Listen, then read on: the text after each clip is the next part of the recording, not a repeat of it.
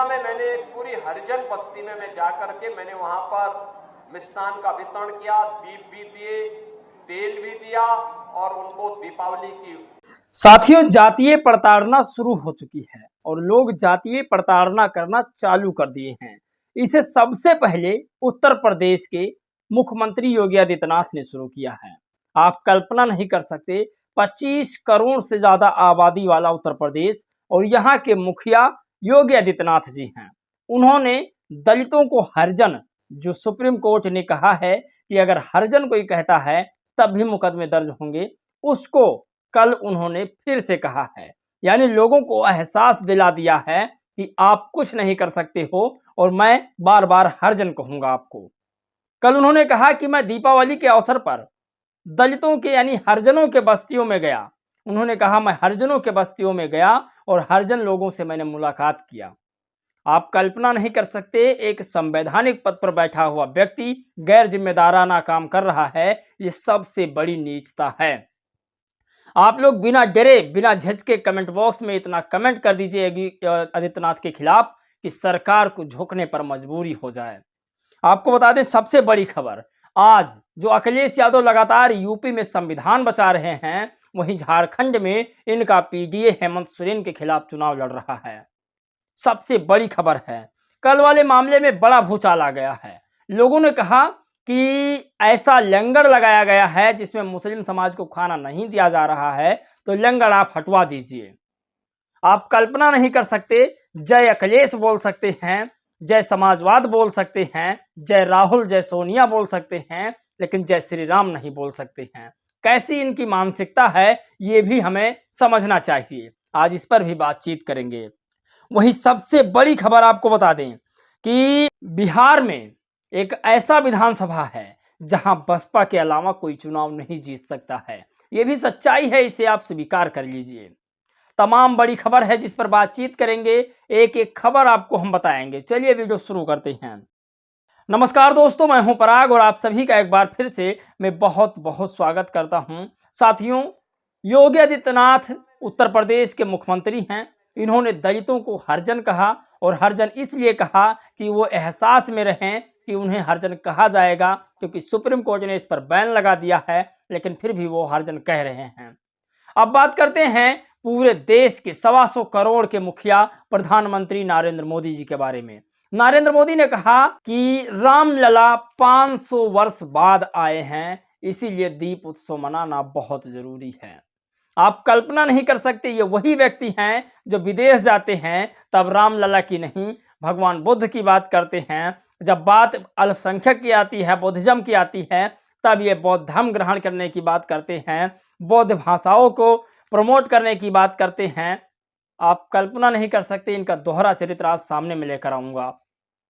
आप लोगों को वीडियो लास्ट तक देखनी है, वो सारी खबर आपको बताऊंगा। और जनपद अंबेडकर नगर से बसपा की जीत हो रही है, इसे कोई रोक नहीं सकता, ये भी आपको बताऊंगा। नवनीत शुक्ला जी लिखते हैं कि अगर बसपा इस बार चुनाव हार गई तो ब्राह्मण का राजनीतिक अस्तित्व खत्म हो जाएगा, ये भी आपको मैं बताऊंगा। यह सबसे बड़ी खबर है, तो एक एक खबर हम आपको बताते हैं। लेकिन सबसे बड़ी खबर, मुस्लिम आर्मी ने क्या कहा वो भी आपको बताएंगे। दरअसल मुस्लिम आर्मी ने जो कहा है उसे पूरा देश को सुनना चाहिए।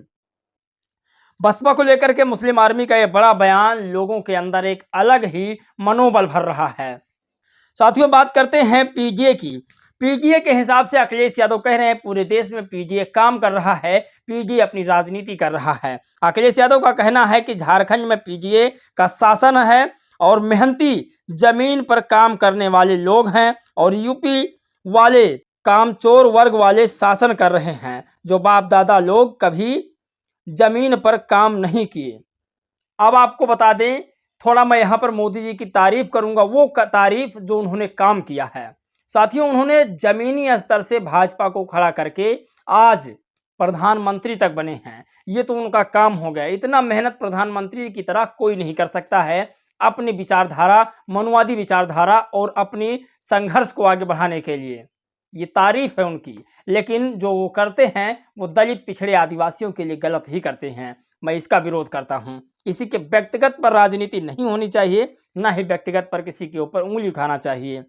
लेकिन आप सोचिए, अखिलेश यादव जी जो कह रहे हैं पीजीए पूरे भारत में और झारखंड में काम कर रहा है, यूपी में कुछ कामचोर लोग हैं।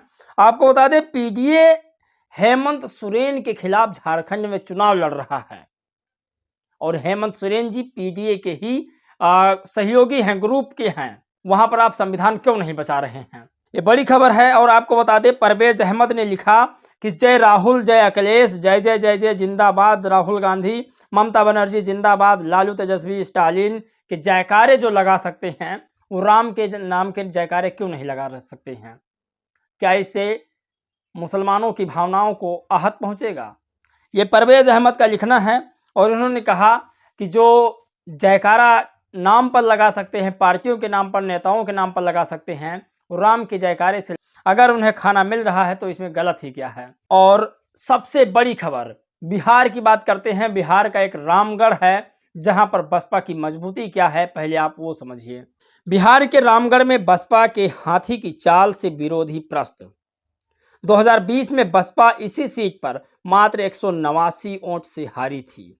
इस बार बहन जी विशेष रणनीति से माहौल पूरी तरह बसपा के पक्ष में है। इस बार बसपा यहां 20-30 हजार के अंतर से जीत रही है चुनाव। आप सोचिए, ये यहाँ पर उपचुनाव हो रहा है, 2020 में चुनाव हुआ था और फिर से यहाँ पर चुनाव हो रहा है।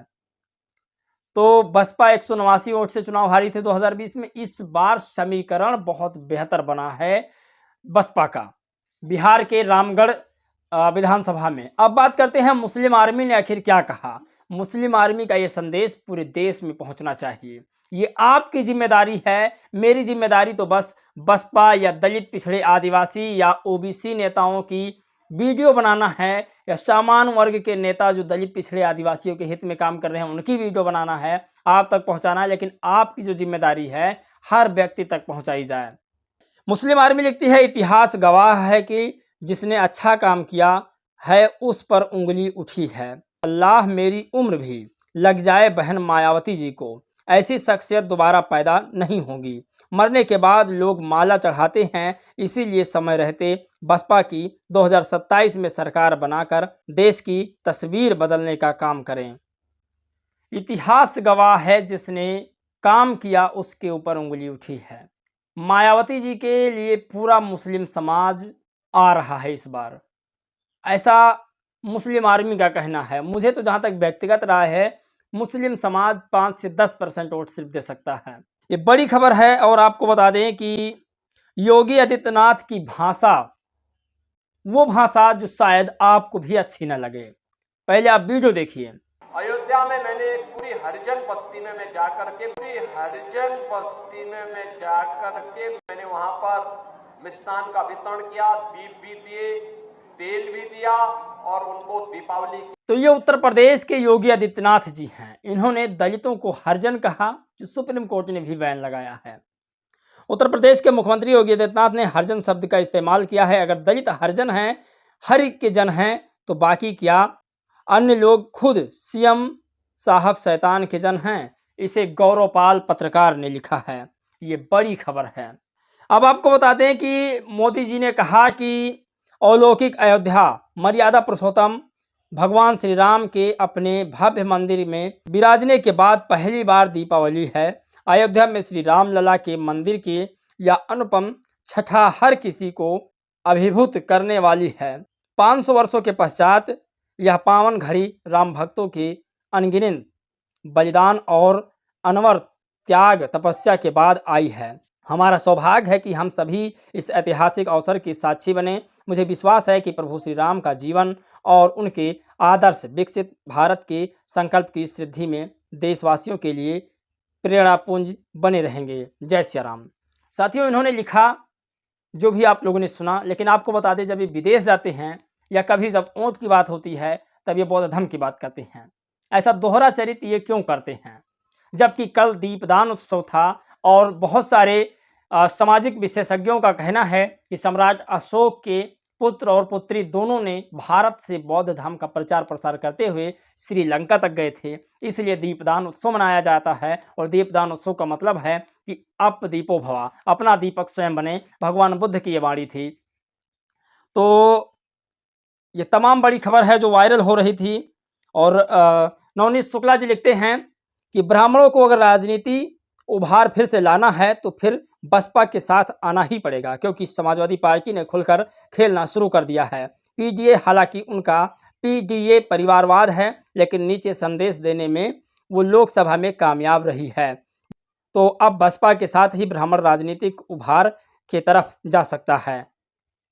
ये सबसे बड़ी खबर है। जनपद अंबेडकर नगर में डॉक्टर इंदु चौधरी का प्रचार प्रसार जोर है और वहां से वो बसपा को चुनाव जिताने की पूरी हुंकार भर रही हैं। बाकी आप लोग की क्या राय है, क्या प्रतिक्रिया है नरेंद्र मोदी के बारे में और योगी आदित्यनाथ के बारे में, जरूर 2 शब्द लिखिएगा। इस वीडियो में बस इतना ही। जय भीम, नमो बुद्धाय।